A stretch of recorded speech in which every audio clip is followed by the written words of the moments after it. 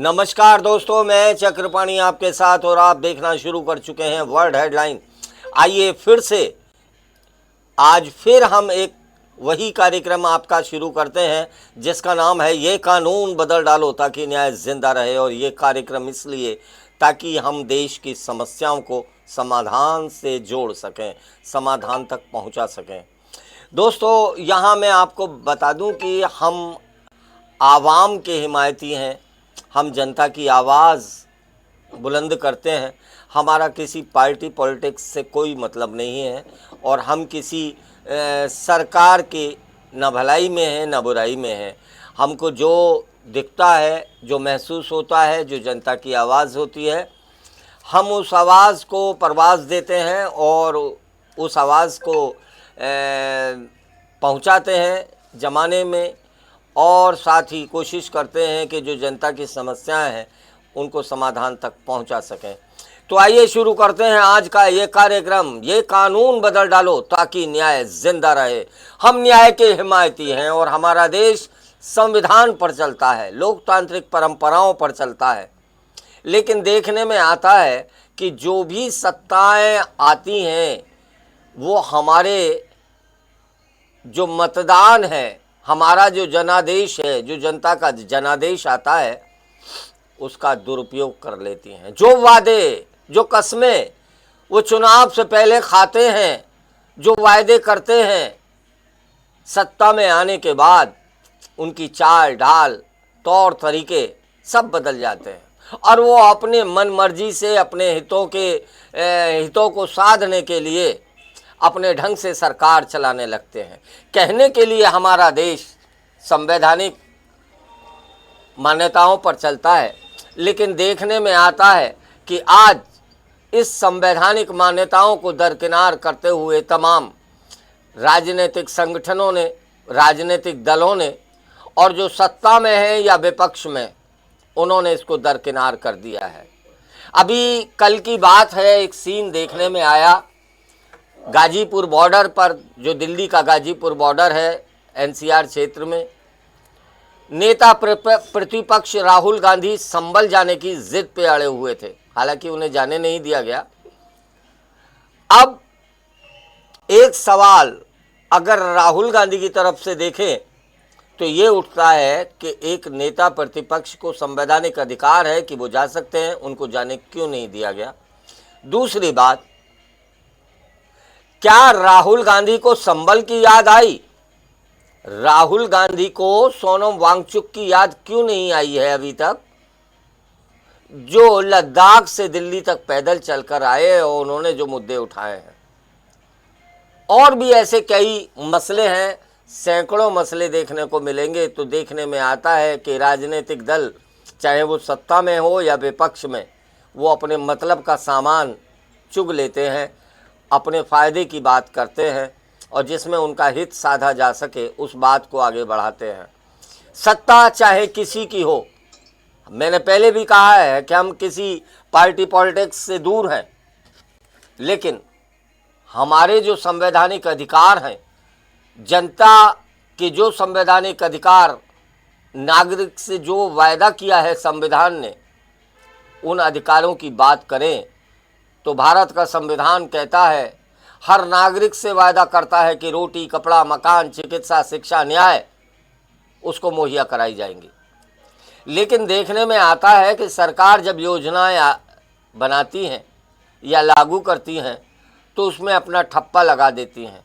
प्रचार में इतना बड़ा बजट लगा दिया जाता है। अगर दिल्ली की बात करें तो अरविंद केजरीवाल ने दुनिया को ये बताने के लिए, समाज को ये बताने के लिए कि उन्होंने अस्पतालों में कुछ सुधार किया है या अच्छे स्कूल बनाए हैं या और भी जो प्रभावशाली योजनाएं उनके द्वारा की गई, उसको बचाने में 3000 करोड़ से ज़्यादा पब्लिसिटी में फूंक दिया। और अगर बात केंद्र सरकार की करें तो हमारे माननीय प्रधानमंत्री जी ने तो आज तक दुनिया के सारे रिकॉर्ड तोड़ डाले और रिकॉर्डों को इस तरह से धूल दूषित किया है कि उन्होंने कई लाख करोड़ में अपनी पब्लिसिटी के बजट को पहुंचा दिया है। अब सवाल ये बनता है कि जो लोग, जो राजनीतिक दल सेवा के लिए जाते हैं, वो सदन में पहुंचते ही राजे महाराजे क्यों बन जाते हैं? उनकी सारी जो अधिकार हैं वो राजाओं जैसे हुकूक में क्यों बदल जाती हैं? आज देखने में आता है कि भले ही जनता से बात की जाए, लेकिन हक जनता का नहीं, शायद कॉरपोरेट का साधा जाता है। और आज हमारे देश में अगर बात करें तो 4 गुना कर्जा बढ़ा दिया गया है सत्ता के द्वारा। और ये सत्ता के द्वारा इसलिए मैं कहता हूं कि वर्तमान में जो नरेंद्र मोदी जी की सरकार है उसने देश पर 4 गुना कर्जा बढ़ा दिया है। अगर पूछे तो कोई कहते हैं आपको 5 किलो अनाज भी तो मिल रहा है। तो आज हम इसी मुद्दे को आगे बढ़ाते हैं कि एक तरफ जनता को कुछ रेवड़ियां दी जाती हैं, कुछ सुविधाएं दी जाती हैं, दूसरी तरफ देश पर 4 गुना कर्जा बढ़ जाता है। हमारे LIC और तमाम जो राष्ट्रीयकृत बैंक थे उनमें से पैसा निकाल लिया जाता है। उस पैसे का क्या हुआ? क्या हुआ PF का? और क्या हुआ हमारी सरकारी संपत्तियों का, जिनको औने पौने भाव में आपने कॉरपोरेट को थमा दिया? अब सवाल ये पैदा होता है कि क्या हमारी सत्ता जनता का ध्यान इस तरफ ना पहुंचे, इसके लिए 5 किलो अनाज में बहका रही है, या रेवड़ियों में गुमराह कर हमारे संवैधानिक अधिकार छीने जा रहे हैं? और संवैधानिक अधिकार छीनने की बात मैं इसलिए करता हूं कि हमारा संविधान जहां रोटी, कपड़ा, मकान, चिकित्सा, शिक्षा, न्याय को हर नागरिक को देने की बात करता है, वहीं साहब हमसे इनकी कीमत वसूली जा रही है। रोटी पर GST, आटे पर GST, दाल चावल पानी पर GST, तेल पर GST, कागज पर GST, स्टेशनरी पर GST, शिक्षा की फीस पे GST, और अब तो सरकारी जो अस्पताल होते हैं उत्तर प्रदेश में तो उन पर भी एक शुल्क लिस्ट आ गई है। आपकी हड्डी टूट गई है, एक्सरा अगर होना है तो इतने पैसे जमा करो, पट्टी के इतने पैसे जमा करो, ECG करानी है तो इतने पैसे जमा करो, सबकी लिस्ट आ गई है। तो क्या ये समझा जाए? आज का जो हमारा सवाल है वो इसी केंद्र बिंदु से आगे बढ़ेगा और कोशिश करेंगे कि समस्या को समाधान तक पहुंचाएं। हमारा सवाल है कि 5 किलो अनाज और मुफ्त की रोटियों से, मुफ्त की रेवड़ियों से गुमराह कर क्या संवैधानिक अधिकार छीन रही है सत्ता? अब सत्ता चाहे किसी की हो, लेकिन देखने में कुछ ऐसा ही लगता है। मैं अपने पैनल का आपसे परिचय कराऊं। मेरे साथ बंगाल दुर्ग से वरिष्ठ और विद्वान एक्टिविस्ट और पूर्व में अधिकारी रहे आशीष नारायण साहब मौजूद हैं। आपकी उपस्थिति को प्रणाम करता हूं। साथ ही आज फिर हमारे साथ में सावित्री चौधरी जी हैं। इसके अलावा कलकत्ता बंगाल से हमारे साथ मुख्तार अहमद साहब हैं। साथ ही वरिष्ठ पत्रकार कानपुर से पीयूष त्रिपाठी हमारे साथ हैं। इसके अलावा समाज सेवी और समाज को अच्छी तरह से समझने वाले मनोज कुमार शुक्ल साहब, जो अच्छे विचारक हैं, हमारे साथ हैं। तो आइए शुरू करते हैं आज का कार्यक्रम। और ये सवाल मेरा, ये मुद्दा जिसका हल हम आज ढूंढेंगे, क्योंकि सरकारें क्या हमको गुमराह कर रही हैं? 5 किलो अनाज और मुफ्त की रोटियों, मुफ्त की रेवड़ियों से गुमराह कर क्या सरकार हमारे संवैधानिक अधिकारों को छीन रही है? सबसे पहले आता हूं मैं मुख्तार अहमद साहब, जो देर से जुड़े हैं। मुख्तार साहब, क्या आपको लगता है मेरे सवाल से मुतमईन है? आवाज खोल लीजिए अपनी। सर आपका माइक। जी बोलिए। मैं क्या बोलूं सर, मैंने तो सवाल आपको बता दिया, सुन भी लिया होगा आपने। नहीं, आपकी आधी बात सुना मैं, आपने स्टार्ट किया था, मैं तब जुड़ा था। मेरा सवाल है, क्या 5 किलो अनाज और मुफ्त की रेवड़ियां से गुमराह करके, मुफ्त की रेवड़ियां बांटकर, उनका झांसा दिखाकर, आपको लालच देकर क्या संवैधानिक अधिकार छीन रही है सत्ता? देखिए, सबसे बड़ी बात यह है कि 5 किलो अनाज देना या रेवड़िया देना, जो कुछ भी है, देने वाली बात जो है वो सारे लोग जान रहे हैं।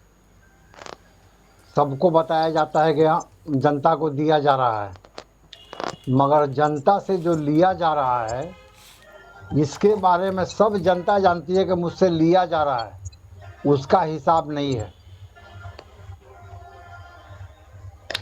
अगर दे रहे हैं तो उससे कहीं ज्यादा हमसे ले रहे हैं। कहाँ ले रहे हैं? तेल में ले रहे हैं, गैस में ले रहे हैं, ये जो पेट्रोल में ले रहे हैं, डीजल में ले रहे हैं, जीडीपी में ले रहे हैं। हमको 5 किलो अनाज दे रहे हैं, नमक किनने जा रहे हैं तो दे रहा हूँ, तेल किनने जा रहा हूँ तो दे रहा हूँ, दाल किनने जा रहा हूँ तो दे रहा हूँ। क्योंकि भाई चावल तो सिर्फ उसको उबाल करके नहीं ना खा लेंगे, चावल के साथ तो कुछ और भी मिलाकर खाना होगा। और हमसे ले भी रहे हैं, फिर हमारे ऊपर जो कर्ज चपते जा रहा है, तो मुझे ये समझ में नहीं आता है कि मैं अपना कर्ज ले करके खा रहा हूँ या कि हमको कोई खिला रहा है। ये तो समझ ही में नहीं आ रही है बात कि मैं फ्री में खा भी रहा हूँ और हमारे ऊपर कर्ज भी ऊपर से चप रहा है। तो ये जो कर्ज हमारे सर पे बढ़ते जा रहा है, तो ये कर्ज क्यों बढ़ रहा है? मैं तो जब गरीब हूँ, हम जब जनता गरीब हैं, हमारे पास है ही नहीं खाने के लिए, हमको दिया जा रहा है, तो हमसे फिर जीडीपी क्यों लिया जा रहा है और हमारे ऊपर कर्ज कहाँ से आ रहा है? कर्ज क्यों बढ़ रहा है? सर जीएसटी कहना चाह रहे हैं आप, जीडीपी आपने बोल दिया। Sorry, GST. तो ये जो है कर्ज जो है हमारे ऊपर चपते जा रहा है। जितना हम खा नहीं रहे उससे तो ज़्यादा का हमारे ऊपर कर्ज चप गया। तो भाई ये खा करके, फ्री का रेवड़ी खा करके, ये कर्ज को फिर तो हमको चुकाना है। ये कर्ज हम कैसे चुकाएंगे? जी सर, आप जब आज अनाज खा रहे हैं, जब आज आप मुफ्त की रेवड़ी ले रहे हैं, लाडली बहन योजना का फायदा उठा रहे हैं और रोजगार भत्ता आपको मिल रहा है, आयुष्मान कार्ड मिल रहा है, तो ये कहीं से तो पैसा आएगा, या लूट इससे ज्यादा की हो रही है? सबसे बड़ी बात यह है कि बजट में जा करके वो देखिए, खर्च जो होता है, ये जो भी भत्ता मिल रहा है, जिसको मिल रहा है, जो गरीब है उसको कोई भत्ता नहीं है। ये जो बोला जा रहा है ना, जिसको कार्ड मिलता है और क्या मिलता है ना, वो जब जाते हैं ना अस्पतालों में, तब उनको पता चलता है कि कितना ये फ्री है। तब वहाँ पे पता चलता है। जहाँ पे भगाने जाते हैं ना, तब वहाँ पे पता चलता है कि कितना फ्री है ये। वापिस घर आ जाना पड़ता है और जा करके ना मोहल्ले का जो डॉक्टर है 2 नंबर, जिसको मतलब हथौड़ा छाप हम लोग बंगाल में बोलते हैं, उसके पास जा करके लोग दिखा करके टैबलेट लेकर के खा करके जिंदगी बसर कर रहे हैं। जी, वो कार्ड लेकर के जाने के बाद सफल नहीं हो रहा है। तो आप कहना क्या चाहते हैं? मेरी बात पे मोहर लगाते हैं या मेरे विद्रोह में जा रहे हैं? नहीं, एकदम बिल्कुल, ये जो कुछ भी हो रहा है, ये हर तरफ से लूट हो रहा है। आपका सपोर्ट एकदम बिल्कुल, मैं आपसे सहमत हूँ कि ये 5 किलो अनाज दे करके ये लूट हो रहा है।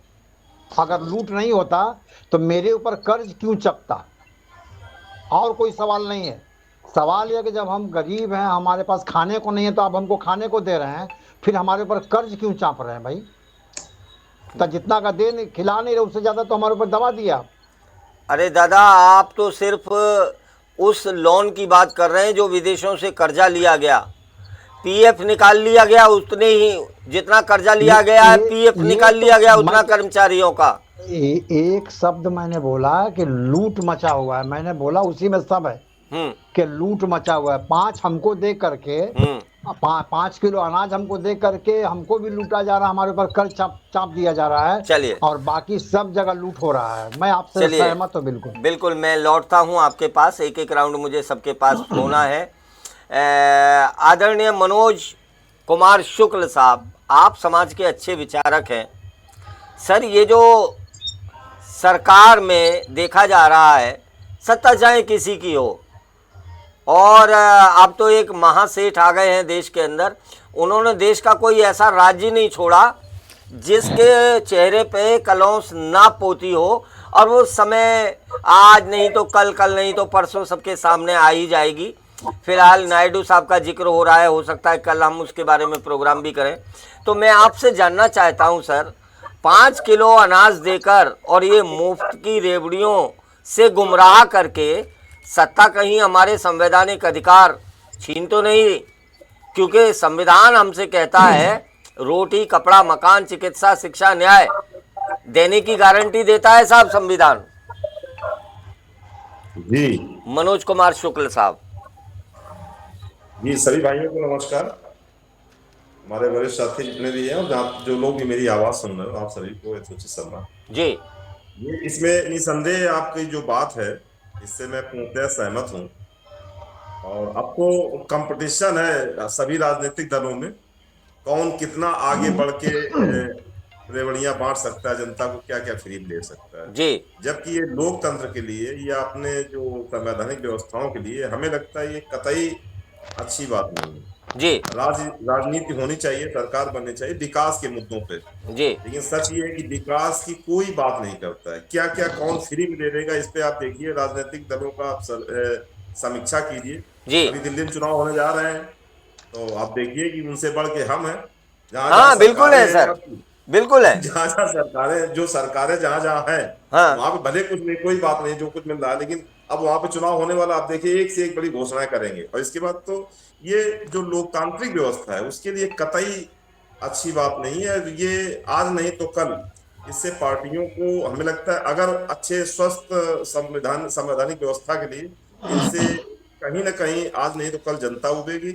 क्योंकि विकास की कोई बातें नहीं करना चाहता, जिसके लिए चुनाव होते हैं, चुनाव का विषय ही भूल गए, केवल कैसे वोट पाया जाए इस विषय पर राजनीतिक दलों का पूर्णतया सर्वेक्षण है, उसी पे वो चर्चा करते हैं। जी तो मैं आपकी बात से सहमत हूं, और विशेष तौर पर ये अपनी तरफ से कहना चाहूंगा कि अगर वाकई देश का हित चाहते हैं राजनीतिक दल, क्योंकि जो ढिंढोरा सब पीटते हैं कि हम कोई संविधान की कसम खाता है, कोई कि हम देश के प्रति बहुत सजग हैं, लेकिन सच्चाई ये है कि सजग कोई नहीं है। सब लोग कैसे सत्ता पाई जाए, जैसे रामायण में एक चौपाई है, माता पिता भी आजकल बच्चों को वही धर्म सिखाते हैं कि कैसे उधर भलाई सोई धर्म सिखावे, रामायण की चौपाई। वही हाल जनता, वही हाल सरकारों का है, पार्टियों का है कि कैसे सत्ता हासिल की जाए। उस पर देश कहाँ जा रहा है, क्यों जा, उस पर कोई विचार नहीं।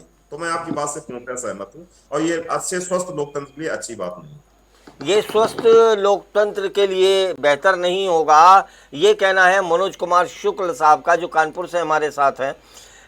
बहुत बहुत आभार मनोज जी। जी और अभी मैं दोबारा लौटूंगा आपके पास में, और अब मैं चलना चाहता हूं आशीष नारायण साहब, बंगाल से हमारे साथ जुड़े हुए हैं। दादा, जो वर्तमान सरकार है उसके चलते देश पर करीब कोई 5 गुना कर्जा बढ़ गया। चूँकि जब मोदी जी सत्ता में आए थे तब देश के ऊपर लगभग 52 लाख करोड़ का कर्जा था, जो अब बढ़कर लगभग 240 लाख करोड़ हो चुका है। इसके अलावा इससे ज़्यादा बजट का पीएफ निकाल दिया गया। इस और हमारे जो राष्ट्रीयकृत बैंक थे और एलआईसी थी, उससे भी पैसा ले लिया गया, लगभग 1.5 से 2 लाख करोड़। तो सवाल पहले तो ये बनता है कि लोगों को जो मुफ्त की रेवड़ियां दी जा रही हैं, उनको सुविधाएं दी जा रही हैं, वो तो बहुत चंद हैं साहब। 2 लाख करोड़ में पूरे देश को पूरे साल अन्न दिया जा सकता है। 10 लाख करोड़ में सारी वैकेंसियों को फिलअप किया जा सकता है। लेकिन ये जो सरकार की वसूली है, ये तो बहुत बड़ी मात्रा में है। तो ये पैसा जा कहाँ रहा है? और ऐसा तो नहीं है कि 5 किलो नाज और मुफ्त की रेवड़ियों से गुमराह करके हमारे संवैधानिक अधिकार और हमारे हुकूक सत्ता छीन रही है। आदरणीय आशीष नारायण साहब, देखिए, पॉलिटिक्स में ये जो सब्सिडी का जो सिस्टम है, ये एक्चुअली वोट खरीदने के लिए किया जाता है, दिया जाता है। आप हमको समझाइए, दिल्ली में फ्री इलेक्ट्रिसिटी है, इलेक्ट्रिसिटी किसका घर पे आ रहा है, कौन इसका पैसा दे रहा है, कहाँ हाँ, दे रहा है? हाँ, देखिए, सब्सिडी का जो बात है, आर्टिकल 21 ऑफ कॉन्स्टिट्यूशन ये बताता है राइट टू लाइफ। आपको जीने के लिए आपको खाने होगा, एक तो मैंने मकान चाहिए, घर चाहिए रहने के लिए, जी, धूप ना लगे, बारिश ना आए, मिनिमम रिक्वायरमेंट्स होता है टू सस्टेन द लाइफ। तो इसमें गवर्नमेंट का बहुत सा प्रोग्राम है, जैसे IRDP है, इंदिरा आवास योजना है, पेंशन फॉर सीनियर सिटीजन है, ऐसे बहुत सा है, सब जगह में है कम बेशी। लेकिन ये जो आप रेवड़ी बांटने का बात बोल रहे हैं ना, हम लोग का इन जनरल पब्लिक में MP से लेके रेवड़ी वाला तक जो ठेला लगाता है ना शाम को हाँ, रोड किनारे, MP से लेके वहां तक सब चाहते हैं हमको फोकट में कुछ मिले। हाँ, अगर बंद हो जाएगा, माने डीजल का भाव हो जाए 20 रुपया लीटर, लेकिन मेरा सैलरी हो जाए 1 लाख रुपया पर महीना, मेरा सैलरी बढ़ते रहे लेकिन महंगाई कमते रहे। अरे भाई, एक चीज समझने का कोशिश करो, डीजल पेट्रोल जो पेट्रोलियम प्रोडक्ट होता है, वो रॉ पेट्रोलियम हम लोग खरीदते हैं बाहर से, हमारा देश में नहीं होता है, जितना होता है वो एकदम नेग्लिजिबल है, तो उसको रिफाइन करके हमको देना पड़ता है, तो बाहर से हम खरीद आके देते हैं। तो यहाँ आप मतलब सस्ता जो मांग रहे हैं, सब्सिडी पूरा हमको, सब्सिडी तो हमको फोकट में मिल जाए तो अच्छा है, उसका बाद भी हम क्रिटिसाइज करेंगे, ये हम लोग का आदत है।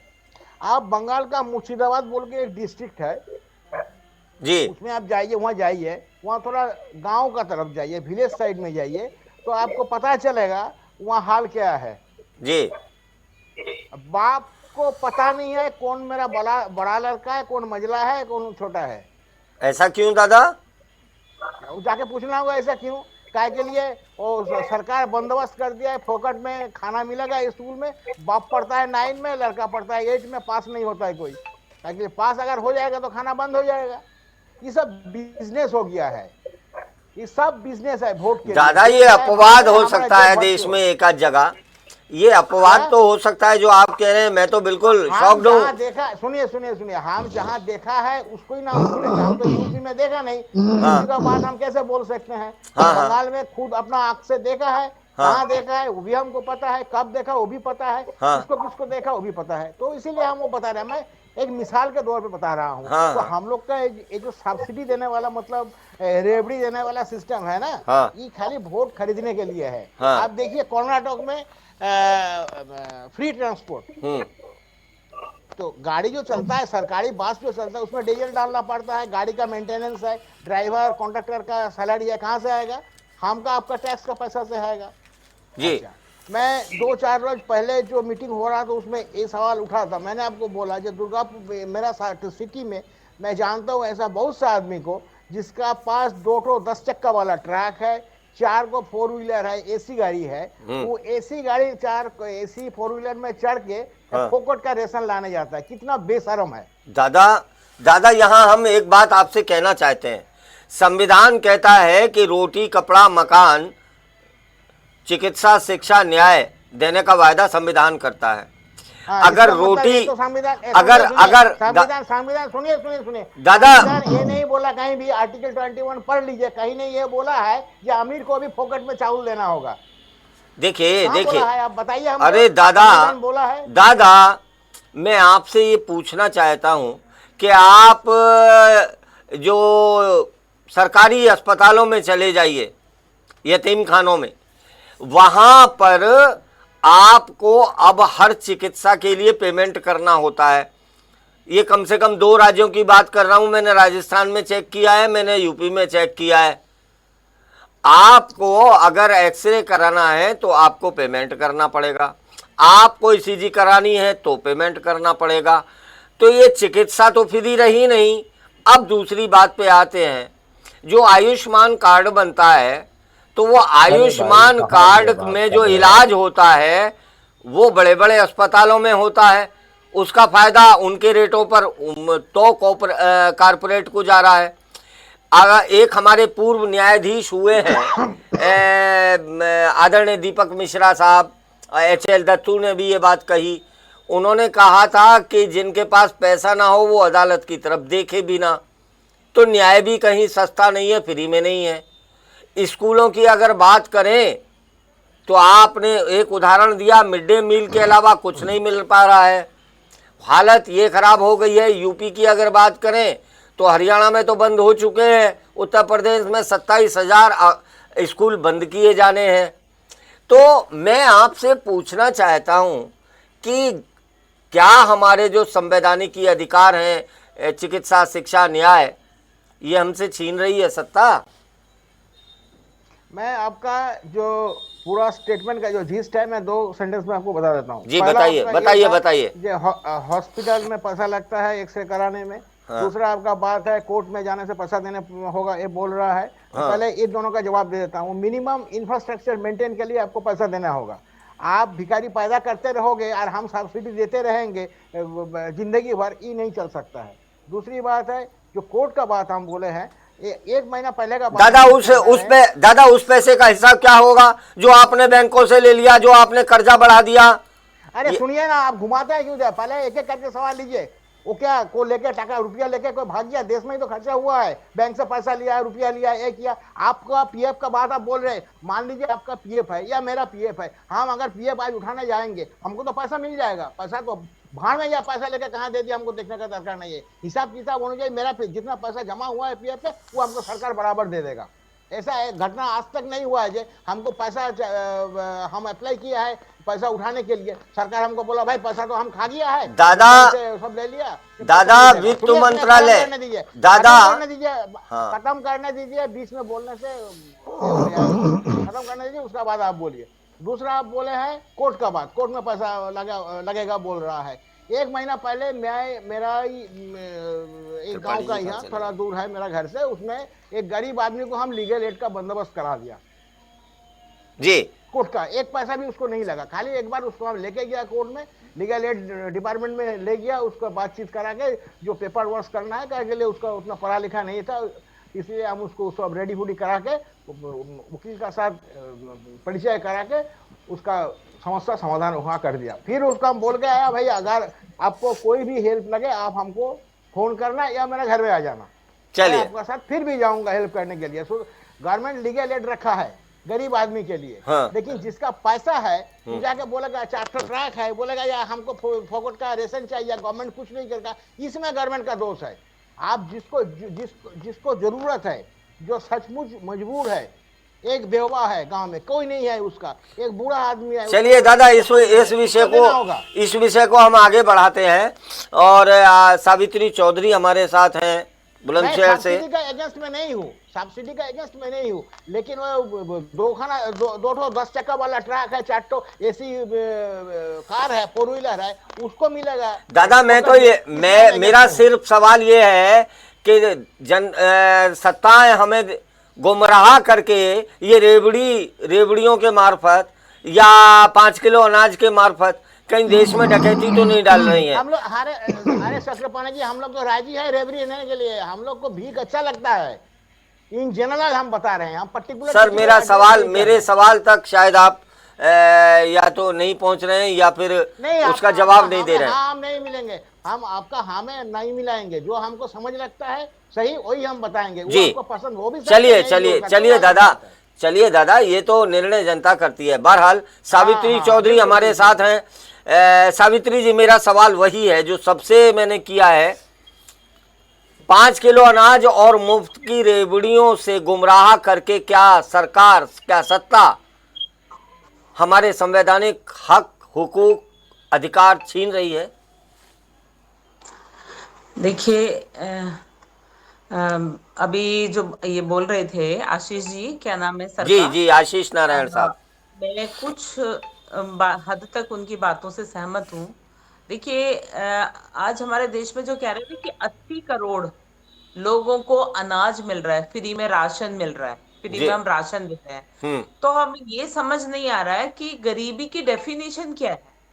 कि गरीब हम किसको कहेंगे और अमीर, जिस तरह से गरीब की डेफिनेशन हमारी है कि गरीबी रेखा की एक सूची हमने बना दी, वैसी अमीरी रेखा भी एक डिसाइड होनी चाहिए, है। तो अब ये गरीब हैं, जो लोग, गरीबों को हम राशन दे रहे हैं फ्री में, उनको अभी बताया है वो दे रहे हैं आयुष्मान कार्ड वगैरह, ये सब वो सब चल रहे हैं। आप कह रहे हैं ना कि अस्पतालों में फ्री में, वो चल रहे हैं। मैम है ये तो सही, अगर आपकी इनकम 26 रुपए रोज है तो फिर आप अमीर हैं, आप गरीब नहीं है फिर।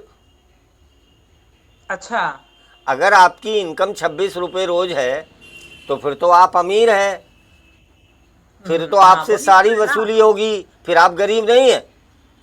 हाँ, ये वही तो मैं कह रही हूँ, यहाँ यही पता नहीं चल रहा है कि गरीबी की डेफिनेशन क्या है। अगर आज आप देश में देखें, एक बच्चे वाला टैक्स दे रहा है, 10 वाला सब्सिडी ले रहा है। कहाँ का न्याय है? देश एक है तो एक कानून क्यों नहीं है? मैम हमारा सबसे जो पहले सब्जेक्ट है, हम नहीं, प्लीज सब्जेक्ट हमारे, देखिए, सब्जेक्ट कहीं भी हो आके वहीं रुक जाता है। गरीबी कहाँ से शुरू होती है? हमारा आप वहीं सब्जेक्ट है ही नहीं गरीबी कहाँ से शुरू होती है। हमारा देखिए, सब्जेक्ट तो ये है कि सरकार कहीं हमें रेवड़ियों में गुमराह करके, 5 किलो अनाज में गुमराह करके हमारे संवैधानिक अधिकार तो नहीं छीन रही। देखिए, वोट वोट नहीं मिलेगा ना उनको फिर, अगर अरे ये सर, फ्री में रेवड़ी नहीं मैम बांटेंगे। उसका कारण मैं जान ही नहीं रहा। मैं तो ये कह रहा हूं वो कि तो क्या ऐसा हो रहा है। वो तो अगर हमारा देश पे 4 गुना कर्ज हो गया है तो हमारे संवैधानिक अधिकार तो जा ही रहे हैं, छीन ही रहे वो तो ऑटोमेटिक। उससे कहाँ हम मतलब दूर भाग रहे हैं। अगर हमारे पास 4 गुना बोल रहे देश पे कर्ज बढ़ता जा रहा है, अभी आपने मैं देखे नहीं बोल मीडिया रहा, में मैं नहीं बोल रहा, आंकड़े हैं। आंकड़े बोल रहे हैं ना। 240 लाख करोड़ का आंकड़ा बोल रहा है मैम, मैं नहीं बोल रहा हूं। हाँ, तो वही हम कह रहे हैं, तो फिर संवैधानिक अधिकार तो जा ही रहे हैं हमारे। हम चाहे गुमराह हो जाएं, हम अंधभक्त बने रहें, चाहे हम उसको ना कहें, आंख बंद करके बैठे रहे, जो हो रहा है वो सबको दिख ही रहा है जब इतना कर्ज हमारे ऊपर है। अभी आप देखिए, आपकी मीडिया ही ये बोल रही थी, हमारा देश जो है, हमारी जीडीपी कहाँ जा रही है? 4 ट्रिलियन को पार कर गई। आप कह रहे हैं कि हम कर्ज में डूब रहे हैं। एक तरफ हमारी जीडीपी 4 ट्रिलियन को पार कर गई, और मोदी जी ने कहा हमारा देश और तरक्की कर जाएगा जब हम 5 ट्रिलियन पे पहुंच जाएंगे। 1 ट्रिलियन दूर है ना हम तो। हाँ 4 ट्रिलियन तो अमेरिका, आपके जितने भी हमारे विकासशील कंट्री है ना, हाँ जो विकसित कंट्री है, हाँ, वो 4 ट्रिलियन पे ही है। वो जो तो 4 हमारा, हम भी हैं। हम वो गरीब कैसे हो गए? हमारे वो ऊपर कर्ज कैसे हो गया? मैम वो जो हमारा एक राष्ट्रीय सेठ है, वो 3रे नंबर से 7वें पे आ गया है।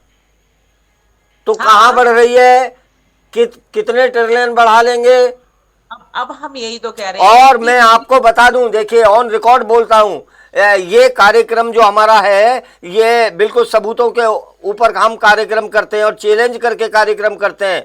देश के अंदर 62 लाख खरबपति देश को छोड़ के जा चुके हैं। 62 लाख खरबपति, ऐसे लोग जिनके पास 500-700 करोड़ की जायदाद थी, वो लोग देश छोड़ के चले गए। अब आप एक बात बताइए, ये आंकड़ा गवर्नमेंट का आंकड़ा है, मैं आपसे जानना चाहता हूं कि 1 करोड़पति जो 100-200 करोड़ का आदमी हो, वो कम से कम 10, 20, 50 लोगों को तो रोजगार देता है। उसकी दुकान पे, फैक्ट्री में, ऑफिस में लोग काम करते हैं। और जब इतने लोग चले गए तो जाहिर बात है 62 लाख उद्योगपति या करोड़पति अगर चले गए हैं तो कितने लोग बेरोजगार हो गए देश के अंदर? नहीं, वो जा रहे हैं, वो क्यों ये जा किस रहे हैं? लिए जा रहे हैं? चूंकि हमारे संवैधानिक अधिकार खत्म हो रहे हैं, उन लोगों को श्योरिटी नहीं है किसी बात की। और जहां तक जीएसटी का सवाल है, जीएसटी बढ़ रही है, जीएसटी के आंकड़े पे सरकार खुश हो रही है। महंगाई बढ़ गई है तो जीएसटी भी बढ़ रही है। इसका ये मतलब नहीं है कि जनता बहुत खुश है। पहले आप कोई सामान 10 रुपए का लाती थी, अब वही सामान आप 15 रुपए का ले रही हैं, 12 रुपए का ले रही हैं, और उतना ही % जीएसटी दे रही हैं। तो जीएसटी तो बढ़ी जाएगी ना। पहले 1000 रुपए पे उतना ही % लगती थी, अब 1200 पे या 1500 पे लगेगी। नहीं, तो हमारा तो पर्पज ये है, जब इतना टैक्स रेस में इतनी जीएसटी आ रही है, ये सब जा कहाँ रहा है? हम इतना कर क्यों नहीं रहे हाँ, हैं? ये जा कहाँ रहा है मैडम? एक मोटे तौर पे तो मैं बता सकता हूं, गहराई में मुझे भी नहीं पता। मोटे तौर पे ये है कि 26 लाख करोड़ जो बड़े बड़े सेठों की झोली में डाले गए, पैसा सारा जनता का है, चला गया वहां पे, वसूली जनता से होती रहेगी। इसके अलावा कुछ लोग लेके भाग गए। और आज हमारा कार्यक्रम का विषय नहीं है, कल या परसों में हम कार्यक्रम करेंगे उस पे, जो माननीय अडानी साहब ने करार किए हैं उसके अनुसार। देखिए, आने वाली कोई भी सरकार हो, वो अडानी जी को हटा नहीं सकती, उनको भुला नहीं सकती, वरना तो उसको अडानी जी के हिसाब से जो करार किया है उसके हिसाब से पैसे देने पड़ेंगे। अगर नायडू साहब अडानी साहब से करार अपना रद्द करते हैं तो 2800 करोड़ रुपए साल उनको देने पड़ेंगे अडानी जी को। तो कोई भी सरकार अडानी जी को हटा नहीं पाएगी। अब तो सवाल ये है कि ये मुफ्त की रेवड़ियां देकर, ये 5 किलो अनाज देकर क्या हमारे संवैधानिक अधिकार छीने जा रहे हैं? हाँ, वो तो छीन ही रहे हैं। देश पे इतना कर्ज हो रहा है, अडानी को सारे जो है एग्रीमेंट होते जा रहे हैं, तो फिर क्या होगा? चलिए, संवैधानिक अधिकार तो जाएंगे जाएंगे। हमारे साथ में पीयूष दादा हैं, इस समय कानपुर से हैं, वरिष्ठ पत्रकार हैं, बड़े अच्छे विश्लेषक हैं। आदरणीय पीयूष त्रिपाठी साहब, मैं आपसे जानना चाहता हूं, जो देश की हालात है और फिर लोगों के विचार भी आपने सुने, हमारे मनोज शुक्ल साहब के विचार सुने, मुख्तार अहमद साहब के सुने, आशीष नारायण जी के और सावित्री चौधरी जी के आपने विचार सुने। मैं आपसे जानना चाहता हूं कि 5 किलो अनाज और मुफ्त की रेवड़ियों से गुमराह करके क्या हमारे संवैधानिक अधिकार छीन रही है सत्ता? हाँ, दोबारा से, जब तक पीयूष दादा का लिंक हमसे जुड़ता है तब तक एक बार फिर से मैं चलता हूँ मनोज कुमार शुक्ल जी के पास। मनोज जी, जैसा कि सावित्री जी ने भी कहा और आपने भी उस पर पूरी तरह से मोहर लगाई, मैं आपसे जानना चाहता हूं कि ये जो चीज़ है, ये तमाम परेशानियां देश देख रहा है और आने वाला समय बड़ा डरावना इसलिए है कि एट ऑल चुकाना तो जनता को ही है, ये जितना भी कर्जा हो रहा है देश के ऊपर। हेलो सर, आपका माइक आप खोल लीजिए, आपका भी माइक ऑफ है। माइक ऑफ है सर। मनोज जी, आपका भी। पीयूष दादा, आपका भी माइक। आदरणीय मनोज जी, आपका माइक भी बंद है, इसको खोल लीजिए, अनम्यूट कर लीजिए इसको।